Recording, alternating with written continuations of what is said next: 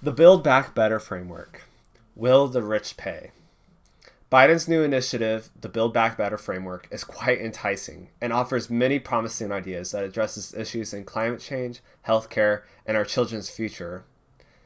Free preschool, rebates on home energy, electric vehicles, cheaper prescriptions, affordable housing, the list goes on. Everything in the list sounds fantastic. Your first instinct is, let's do it. But wait, what about the price tag? A minimum of $2.43 trillion.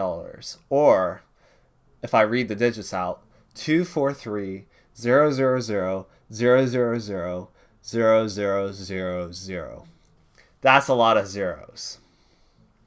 I believe that this initiative is too expensive and must be stopped. Please vote no on the Build Back Better framework. It's easy to read. No one making under $400,000 will pay a penny more in taxes, and then store that information away and have little concern about the cost.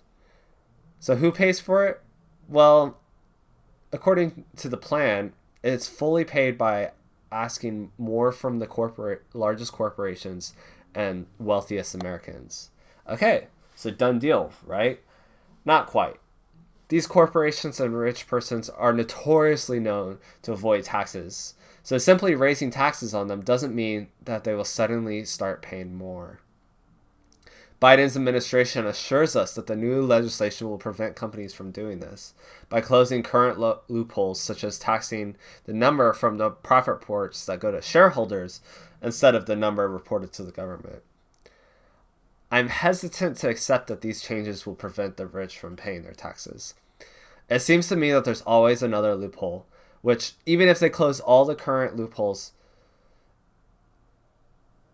one could simply just appear within the next 10 years that this plan is being paid off.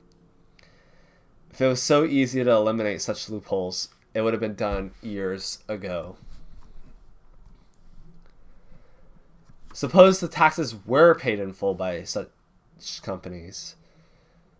They were paying the foreign profit tax, the 15% minimum on corporate profits, the higher taxes on the rich.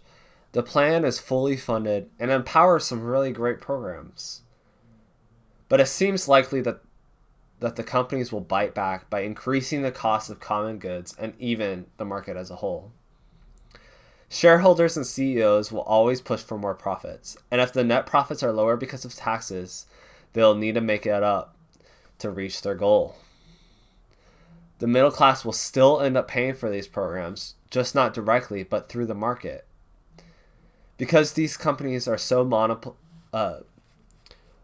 monopolistic, there is no amount of competition that can occur to maintain current prices. So does the middle class want to pay $2.43 trillion? The answer is no. If I hadn't made it clear before, I do think that most of these plans are good.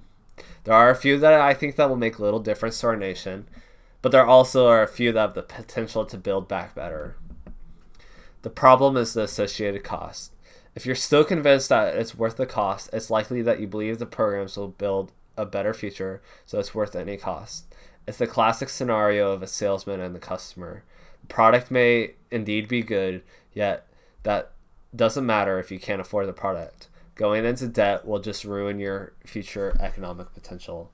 This principle applies here. It's a good initiative, but it's not a cost that the middle class can bear.